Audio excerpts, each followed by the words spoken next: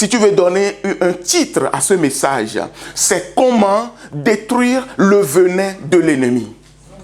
Comment détruire le venin de l'ennemi? Mon frère, ma soeur, les paroles que nous entendons peuvent parfois être des venins meurtriers. Est-ce que vous savez que quelqu'un peut juste te dire une parole et cette parole te ronge, te ronge, te ronge. Même plusieurs années après, tu vas continuer à souffrir de cette parole. Mais ce matin, alléluia, la bonne nouvelle c'est que Dieu nous donne les clés, Dieu nous donne les moyens pour détruire les venins du diable. Amen. Alors sans plus tarder, j'aimerais nous inviter à prendre nos Bibles. Nous allons aller dans le livre de 1 Samuel chapitre 17. Prenons 1 Samuel 17, nous allons lire à partir du verset 1.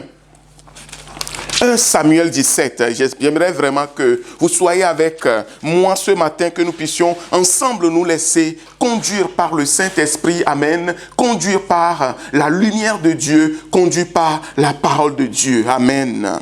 Alors je lis 1 Samuel 17, les Philistins réunirent leurs armées pour faire la guerre.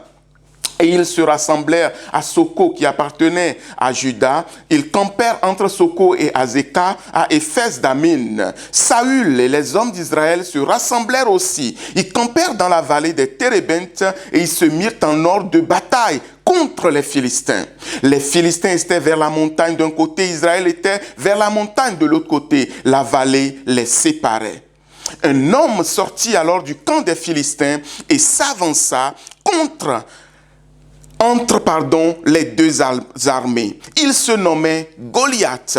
Il était de Gad et il avait une taille de 6 coudées et un empan. Sur sa tête était un casque d'airain et il portait une cuirasse en écaille du poids de 5000 cycles d'airain.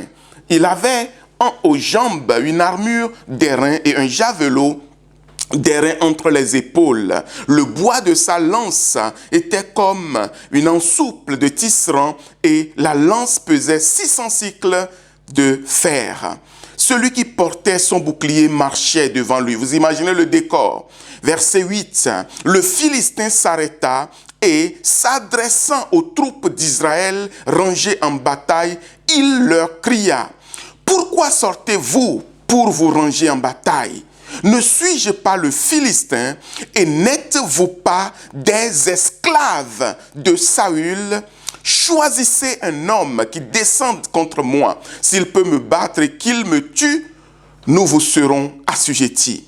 Mais si je l'emporte sur lui et que je le tue, vous nous serez assujettis et vous nous servirez. » Le Philistin dit encore: « Je jette en ce jour un défi à l'armée d'Israël. Donnez-moi un homme et nous nous battrons ensemble. » Verset 11. Saül et tout Israël entendirent ces paroles du Philistin et ils furent effrayés et saisis d'une grande crainte.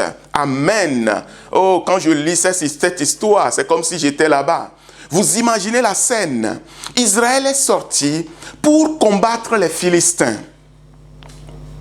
Les Philistins étaient d'un côté, Israël était de l'autre côté. La Bible dit qu'il y avait la vallée qui séparait les deux armées.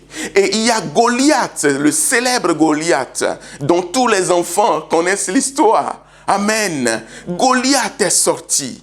Et Goliath lance un défi au peuple de Dieu. Mais avant de leur lancer le défi, Goliath va frapper le point le plus sensible du peuple d'Israël. Et c'est ce que je veux que nous puissions, nous aussi, discerner ce matin. Goliath va leur dire: « Envoyez-moi un homme qui va se battre contre moi. De toutes les façons, n'êtes-vous pas les esclaves de Saül, votre roi? N'êtes-vous pas les esclaves de votre roi, bien-aimé? » C'est cette parole qui a totalement déstabilisé le camp d'Israël. Savez-vous que Saül lui-même était là? Saül, le roi lui-même, était là. Son armée était autour de lui. Son peuple était autour de lui. Mais vous savez, quand votre ennemi vient et qu'il vous dit quelque chose et que ce n'est pas faux, c'est très déstabilisant, n'est-ce pas?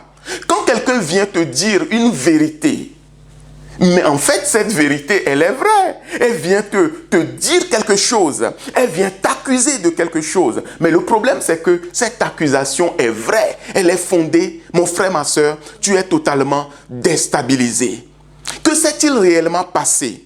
Vous vous rappelez, nous avons vu il y a quelques mois, je crois que c'était au mois de juillet, comment Dieu, les critères que Dieu a donnés pour choisir un roi en Israël. C'était dans Deutéronome chapitre 17. Et Dieu a cité plusieurs critères aux enfants d'Israël. Et il dit, si un jour vous voulez élire un roi au-dessus de votre tête, faites attention que ce ne soit pas un roi qui aime l'argent, que ce ne soit pas un roi qui aime les chevaux, que ce ne soit pas un roi qui aime les femmes, ainsi de suite. Et vers le verset 18 de ce texte Deutéronome 17, verset 14, 18 à 20, Dieu va dire que il faut que ce roi puisse garder ma loi avec lui. Suivez-moi très bien ce matin. Garder ma parole avec lui. Il faut qu'il aille voir les Lévites et que les Lévites lui écrivent ma loi et que cette loi soit gardée sur lui. Alléluia. Et qu'il puisse lire cette loi tous les jours. Pour quelle raison? Il dit afin que son cœur ne s'élève pas au-dessus de ses frères. Afin que son cœur ne s'élève pas au-dessus de ses frères. Bien-aimés, Dieu n'a jamais voulu que le roi qui dirige son peuple soit quelqu'un ni d'orgueilleux, ni de dominateur. C'est-à-dire que Dieu veut que le roi qui domine sur son... on ne peut même pas utiliser le terme dominer.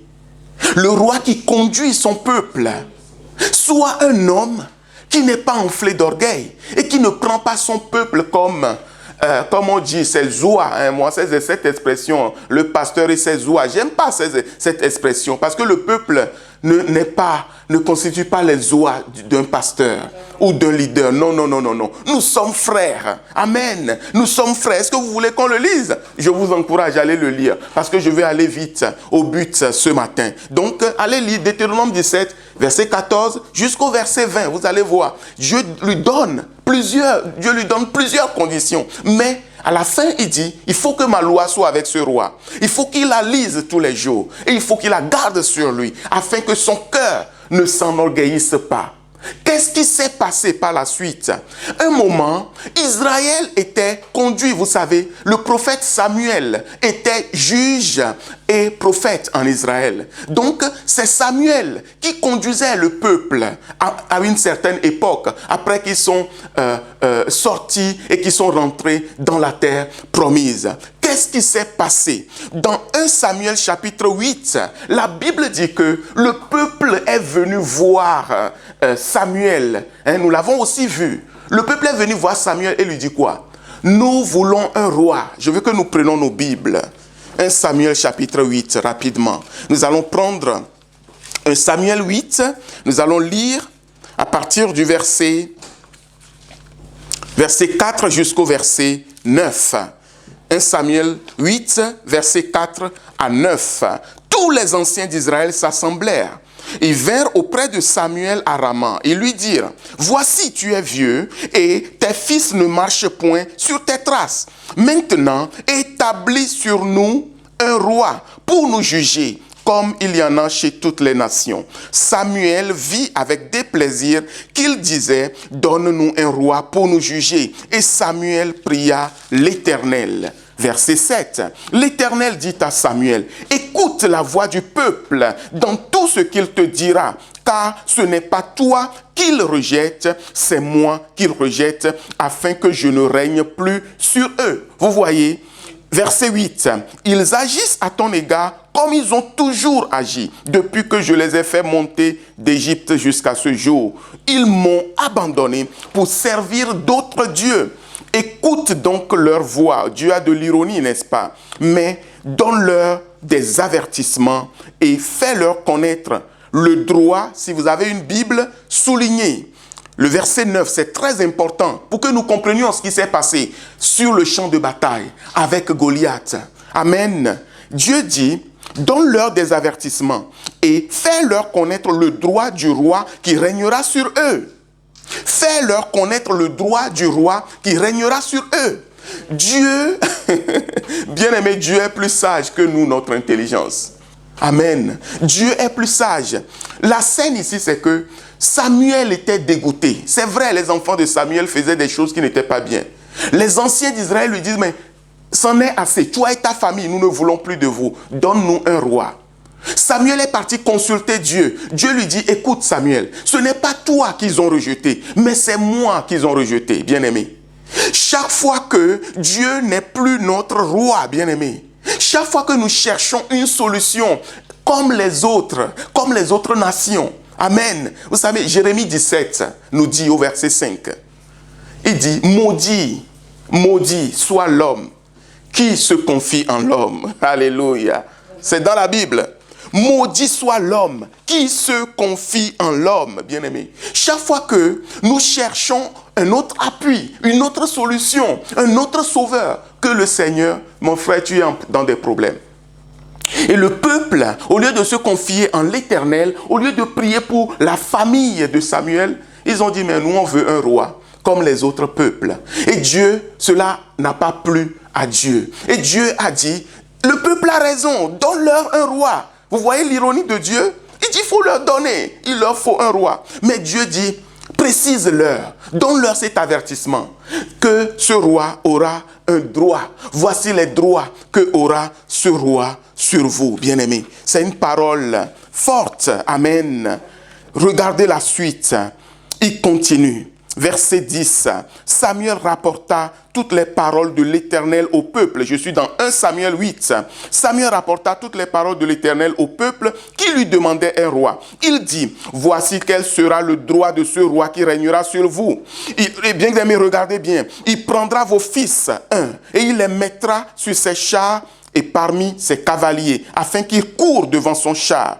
2, il s'en fera des chefs de 1000 et des chefs de 50, et il les emploiera à labourer ses terres et récolter ses moissons, à fabriquer ses armes de guerre et la tiraille de ses chars.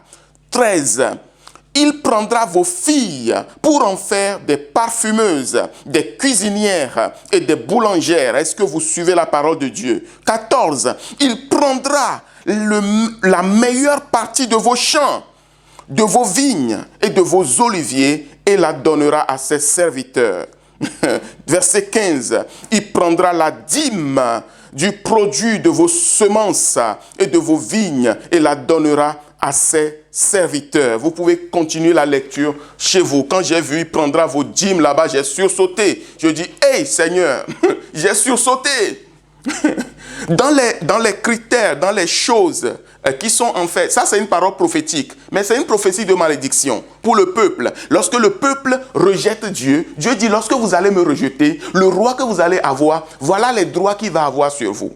Et dans ces droits, en gros, vous allez le servir, vous allez labourer ses terres, vous allez aller à la guerre pour lui, vous allez mourir pour lui, il va prendre vos meilleures récoltes et vous allez lui apporter les dîmes de vos offrandes. Oh, j'ai eu peur, j'ai dit, hey Seigneur, qu'est-ce qui se passe aujourd'hui? Aide-nous, amen.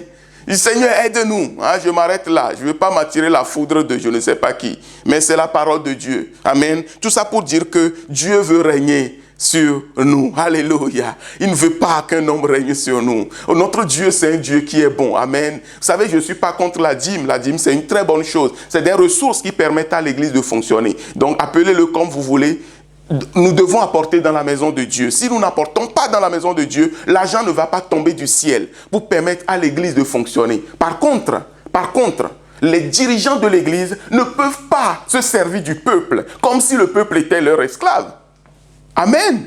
Non, Dieu dit, tu vas être au milieu de ton peuple comme des frères. Tu garderas ma parole afin que ton cœur ne s'enorgueillisse pas. Mais le roi que vous allez établir lorsque vous me rejetez, moi l'Éternel, ce roi va avoir tel droit sur vous. Je vais retourner à notre texte de 1 Samuel 17. Donc, sur ce champ de bataille, alors que Israël était prêt pour combattre, Goliath est sorti.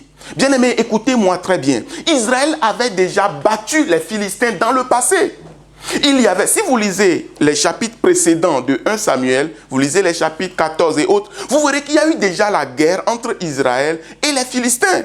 Mais Israël était vainqueur. Mais l'ennemi cherchait la faille, bien-aimés. L'ennemi cherchait la faille. À partir du moment où les Philistins ont discerné que, ce peuple est en fait traité comme l'esclave de son propre roi, ils tiennent la clé. Ils tiennent la clé. Et sur ce champ de bataille, quand Goliath est arrivé, il a lâché cette bombe. Est-ce que vous me suivez ce matin? Cette bombe qui était déjà au milieu du peuple. Le peuple, il faut savoir que le peuple se plaignait déjà des exigences, des contraintes que Samuel leur imposait. Le peuple murmurait déjà de comment Saül était un roi dur. C'est pas Samuel, hein, Saül. Les restrictions, les règles, les contraintes, les lois, toutes les situations, les contraintes que Saül leur imposait, le peuple murmurait déjà. Donc, l'ennemi vient et il dévoile ce secret national. Il dit, vous n'êtes rien du tout. Vous savez qui vous êtes? Vous n'êtes que les esclaves de Saül, votre roi.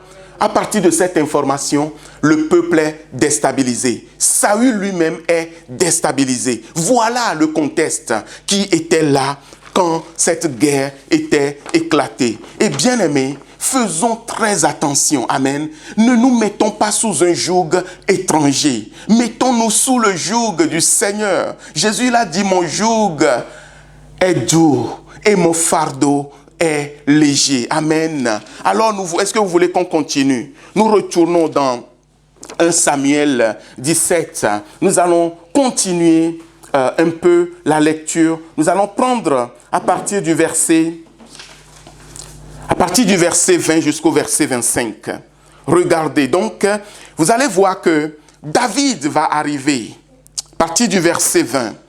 David se leva de bon matin, il laissa les brebis à un gardien, il prit sa charge et partit comme Isaïe, donc son père, le lui avait ordonné. Lorsqu'il arriva au camp, l'armée était en marche pour se ranger en bataille. Il poussait des cris de guerre.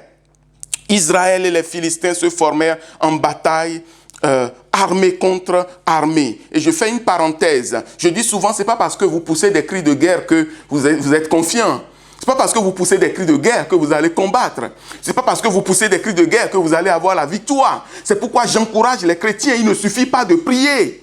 Il ne suffit pas de prier, il ne suffit pas de crier, il ne suffit pas de faire de grands gestes pour que vous soyez exaucés.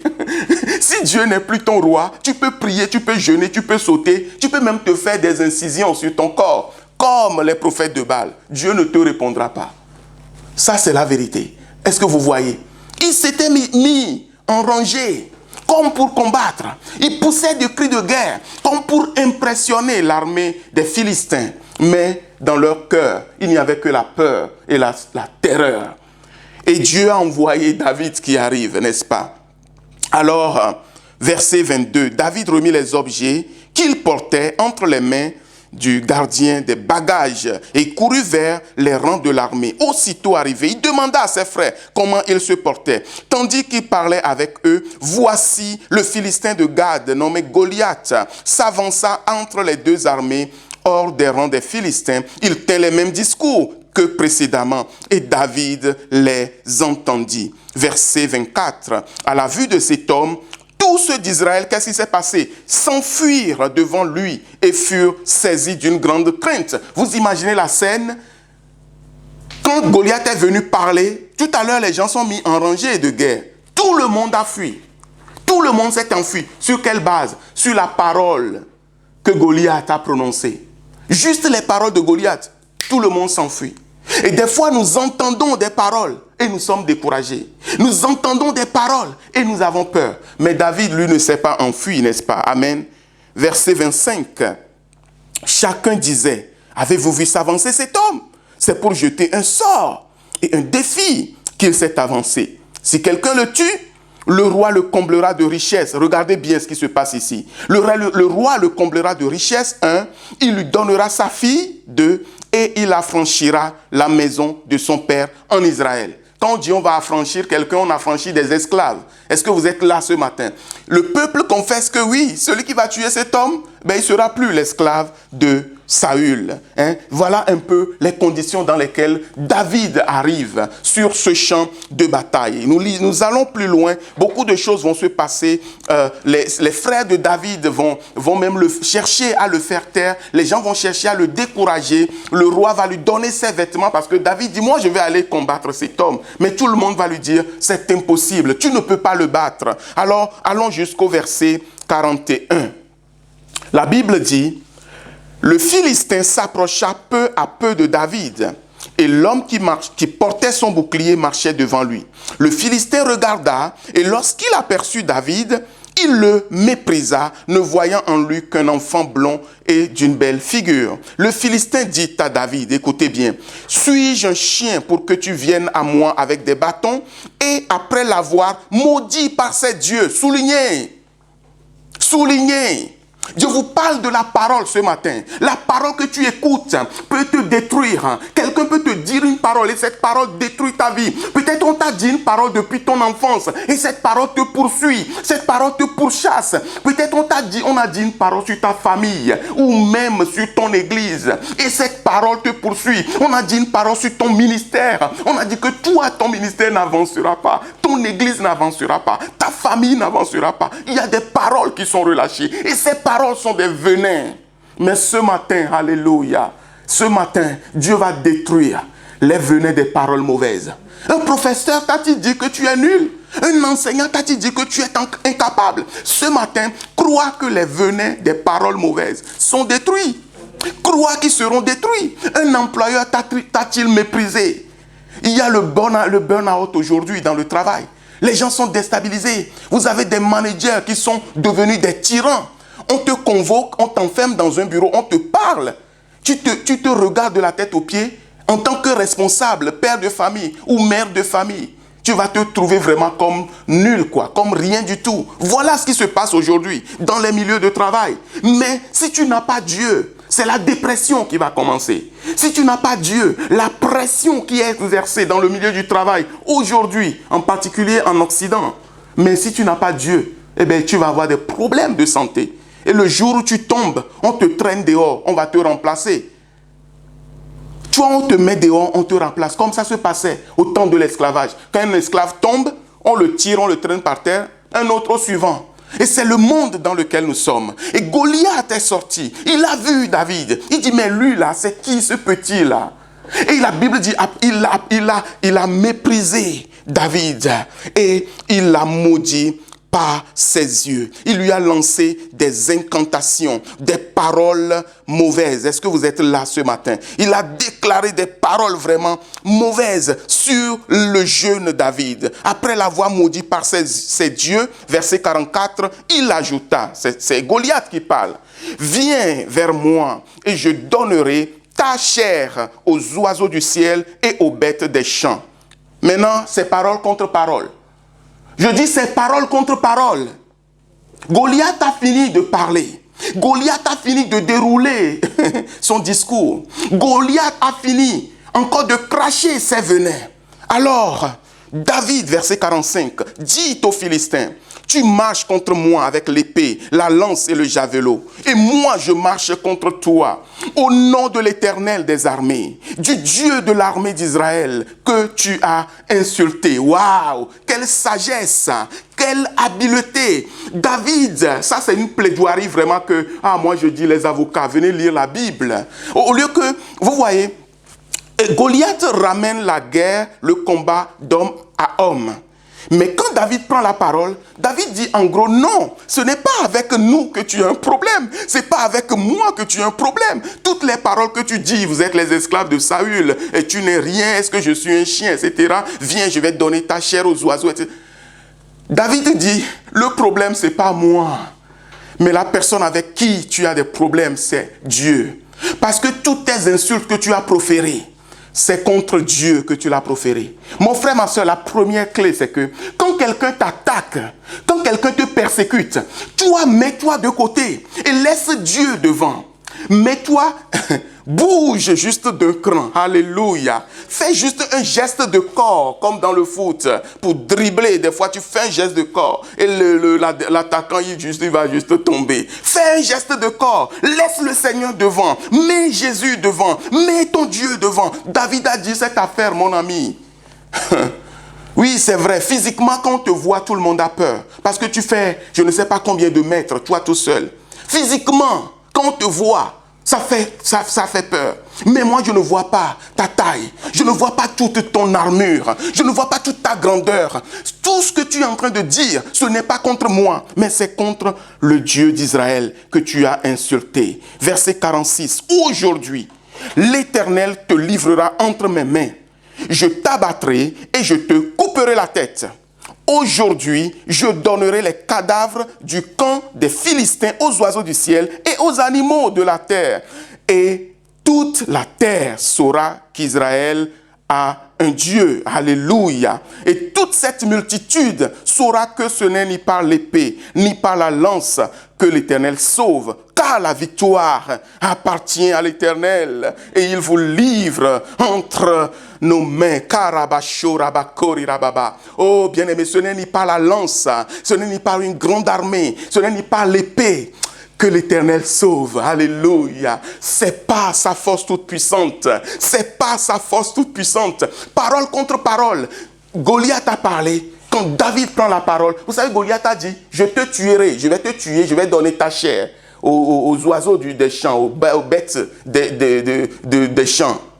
David lui dit, ce n'est pas toi ta chair que je vais donner. C'est tout le camp des Philistins qui seront livrés. Alléluia. Ce n'est pas, je ne vais pas juste te tuer. Il dit aujourd'hui, je vais te couper la tête. Alléluia. Goliath lui dit, je vais te tuer, je vais te... David dit non, ce n'est pas toi que je vais tuer. C'est toute l'armée des Philistins que mon Dieu va neutraliser. Est-ce que vous voyez le rapport? L'ennemi vient des fois pour nous terroriser, bien-aimés. Qu'est-ce que je veux dire par là? Nous avons Jésus. Nous avons Jésus. Amen. Nous avons Jésus. Vous savez, Goliath est une figure de Satan. Dans le récit, puisque je le dis souvent, toute prédication qui n'est pas ramenée à Christ est une prédication soit humaine, soit charnelle, soit partielle. Ce n'est pas un jugement, c'est un enseignement. Toute la Bible dit que c'est de lui. C'est pour lui. Tout a été fait par lui et pour lui. Alléluia. Goliath est une figure de Satan. Satan connaît nos faiblesses. Satan connaît tes faiblesses. Satan connaît tes points faibles. Est-ce que tu es là ce matin? Satan sait là où tu as une faiblesse. La Bible l'appelle l'accusateur des frères. Il vient accuser. Alléluia. Donc, Goliath tient lieu de Satan lui-même, qui nous accuse. La Bible dit qu'il les accuse jour et nuit. On va le lire tout à l'heure dans Apocalypse 12. Il est l'accusateur. Mais David est une figure de Jésus.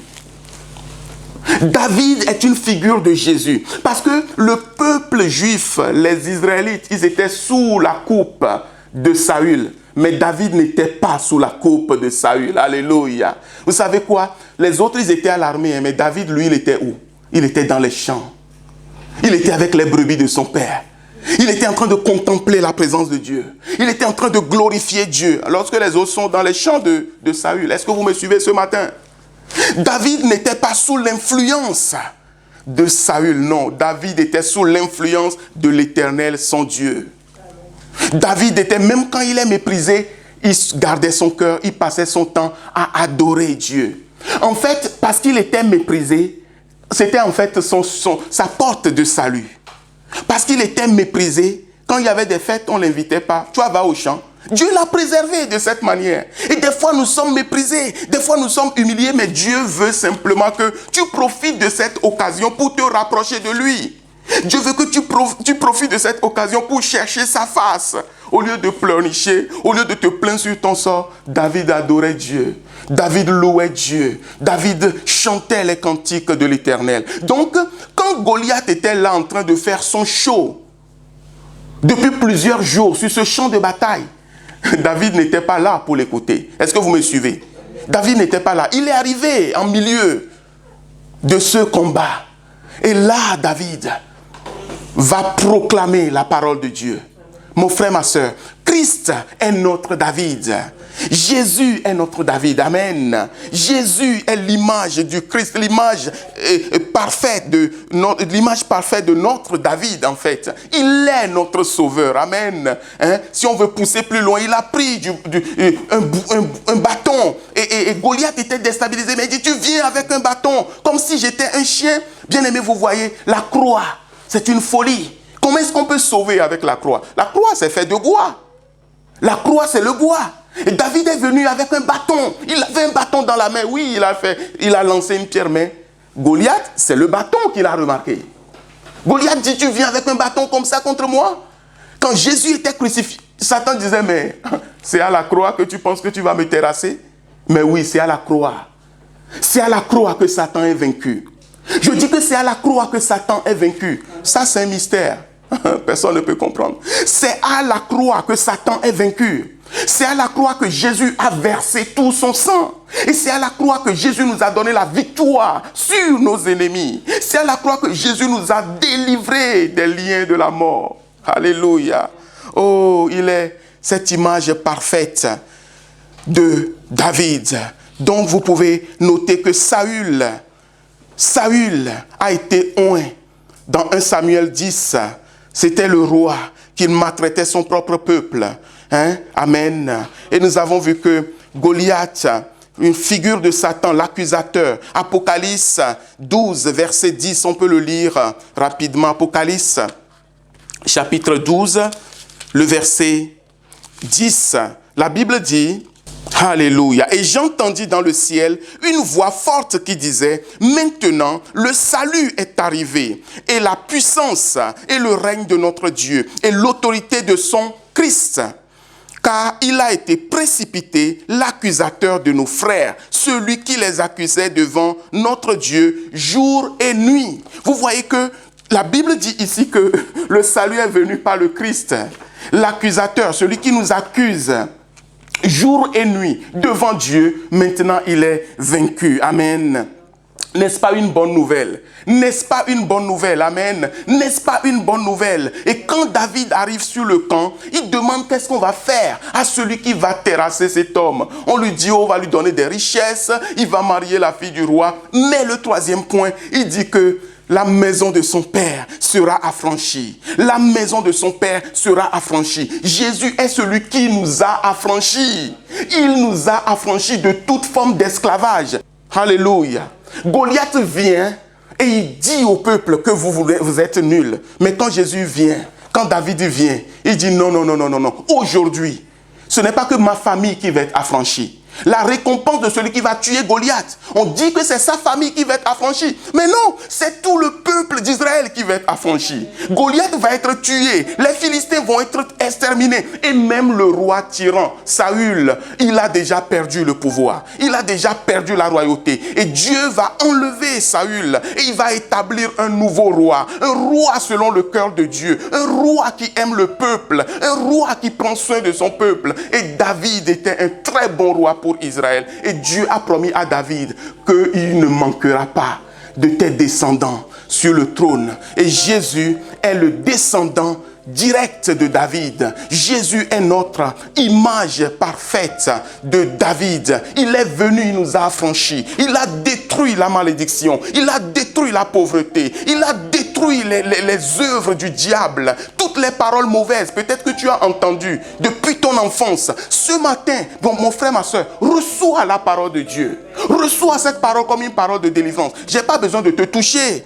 Je n'ai pas besoin de je ne sais pas quoi, mais reçois cette parole comme une parole de délivrance. Amen. La Bible dit que maintenant, le règne, la puissance appartient à notre Christ. Alléluia. Il a vaincu l'accusateur des frères et sœurs. Celui qui cherche à t'accuser, ce matin, Dieu te dit qu'il est vaincu. N'est-ce pas une bonne nouvelle? Alors, Colossiens 2, verset 14, Colossiens 2, 14, 15, vous le notez. Qu'est-ce que Jésus a fait? La Bible dit que il a effacé l'acte dont les ordonnances nous condamnaient et qui subsistait contre nous. Ça, c'est des propos juridiques. L'acte juridique qui nous condamnait. Peut-être il y a eu des décrets, je ne sais pas où, dans l'enfer ou je ne sais pas où dans les airs, contre toi. La Bible dit que Christ a effacé l'acte dont les ordonnances nous condamnaient et qui subsistait contre nous. Et il l'a détruit en le clouant à la croix. Le bois là, le bâton là que David avait dans la main. Oui, Jésus a cloué l'acte dont les ordonnances nous condamnaient à la croix. Alléluia. Verset 15. Il a dépouillé les dominations et les autorités. Il les a livrées publiquement en spectacle, en triomphant d'elles par la croix. Alléluia. Que faire donc? Qu'est-ce qu'il faut faire quand tu vois que l'ennemi te perturbe? Quand tu vois qu'il y a des paroles de l'ennemi qui ont de l'impact sur ta vie. Ça peut même être une malédiction, que tu sens que ça te poursuit. Tu sens qu'il y a quelque chose qui perturbe ta vie. Qu'est-ce qu'il faut faire? Le premier point, laisse David venir sur ton champ de bataille. Écoutez-moi bien, laisse David venir sur ton champ de bataille. Deuxièmement, quand David va venir, ne combat pas David. Oh, Kayama Shonda. Quand ton David arrive, ne le combat pas. Quand David est arrivé, c'est ses propres frères qui ont commencé par le combattre. On l'a traité de tous les noms. On a dit, mais c'est un prétentieux, c'est un orgueilleux. Tu te prends toujours pour quelque chose. Mais, vous savez, le cœur de David, c'est la vie de Jésus. Le cœur de David, c'est la vie de Jésus. Jésus a vécu avec une humilité incroyable. Et notre David, c'est Jésus. Amen. Notre David, c'est Jésus. Est-ce que c'est clair? Laisse Jésus venir dans ton combat. Laisse-le venir dans... Tu veux détruire le venin de la parole de l'ennemi? Laisse venir Jésus dans ton combat. Amen. Deuxièmement, la Bible dit que, Romains 8, verset 1, il n'y a aucune condamnation. Romains 8, 1. Il faut savoir que, une fois que tu as laissé Jésus rentrer dans ta vie, tu lui donnes le gouvernement de ta vie, il n'y a plus aucune condamnation sur ta vie. Aucune condamnation qui puisse tenir. Amen. Parce que le fils de David est là. Jésus est là maintenant. Amen. Laisse-le venir dans ton combat et crois qu'aucune condamnation ne peut plus agir sur ta vie ni sur ta famille. Le point suivant. Jésus dit, Jean 15, verset 7. Si vous demeurez en moi, Jean 15, 7. Si vous demeurez en moi et que mes paroles demeurent en vous. Donc si vous demeurez en moi, tu laisses venir David sur ton champ de bataille. Tu ne le combats pas. Tu ne le combats pas, tu ne jalouses pas, tu ne combats pas David. On ne combat pas David. Quand on combat David, on a des problèmes. Une fois que tu l'as laissé venir, alléluia, il faut demeurer en lui. Demeure en Christ. Demeure en Christ. Demeurons en lui. Amen. Et il dit, et que mes paroles demeurent en vous. Pourquoi? Parce que c'est ces paroles qui demeurent en toi que tu vas utiliser pour neutraliser la puissance de Goliath. Si vous demeurez en moi et que mes paroles demeurent en vous, demandez ce que vous voulez, cela vous sera accordé. Demandez ce que vous voulez, cela vous sera accordé. David a dit à Goliath, tu viens contre moi avec la lance et le javelot, mais moi je viens contre toi au nom de l'Éternel des armées que tu as insulté. Aujourd'hui, alléluia, je te tuerai, je te couperai la tête, alléluia, et tout le camp des Philistins deviendra la nourriture pour les oiseaux du ciel et les bêtes des champs. La parole était dans David. La parole de Dieu est-elle en toi? As-tu la parole de Dieu en toi? Mon frère, ma soeur, saisis-toi de la parole. Laisse Jésus occuper ta vie. Laisse Jésus occuper ton âme. Et saisis-toi de la parole. Lis la parole, médite la parole. Ne l'utilise pas comme de manière magique. N'utilisez pas la parole. Non, ce n'est pas la magie. Les gens pensent qu'il suffit de citer la parole pour que ça marche. Non, non, non, non, non. Je vous dis que ça ne marche pas comme ça. Il dit, si vous demeurez en moi et que mes paroles demeurent en vous. Avant de citer la parole, il faut que la parole demeure en toi. Si la parole ne demeure pas en toi, si tu la cites, tu fais que des citations. Amen. Mais nous pouvons détruire, alléluia, les venins de l'ennemi. Tu peux détruire les venins de l'ennemi si tu laisses David rentrer sur ton camp, si tu laisses Jésus régner dans ta vie et si tu demeures en lui et si tu laisses sa parole demeurer en toi. Aucune malédiction, je dis aucune malédiction, aucune attaque de l'ennemi. Toutes les mauvaises choses que le diable va t'envoyer, tu les rejettes. Amen. Et tu prends la parole de Dieu et tu vas détruire les venins des Goliaths. Amen. Et la suite de l'histoire, c'est que David, avant que Goliath n'avance, alléluia, David a juste mis la main dans sa gibecière. La Bible dit, il prit une pierre et il l'envoya. Et cette pierre s'est enfoncée dans le crâne, le front de Goliath. Et le grand Goliath est tombé, alléluia. Ce matin, je prie pour quelqu'un. Que ton Goliath soit touché, Kayamashonda. Le Goliath qui te pourchasse, qui te fait peur, qui s'appuie même sur toi-même tes faiblesses. Il n'y a aucune condamnation pour ceux qui sont en Jésus. Les gens qui te rappellent tes péchés, tes fautes d'il y a 30 ans, d'il y a 20 ans, d'il y a 10 ans. Mon frère, ma soeur, tout cela est détruit et anéanti par ton David ce matin. Crois seulement. Fais confiance en Dieu. Appuie-toi sur sa parole. Ne laissez pas l'ennemi, la parole de l'ennemi, la voix de l'ennemi soit plus forte dans votre cœur que la voix de Dieu. Amen. Et saisissez-vous de la parole de Dieu.